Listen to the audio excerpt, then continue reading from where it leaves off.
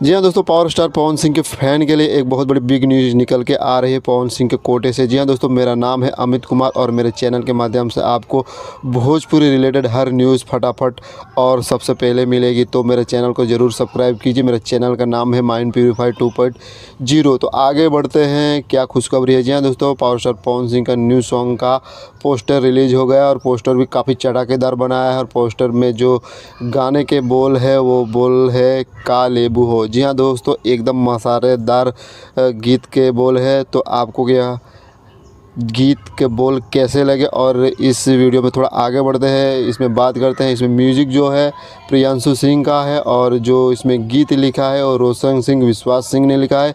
Heroine की बात करो तो इसमें डिम्पल सिंह है और गायक खुद पावर स्टार पवन सिंह और शिवानी सिंह है।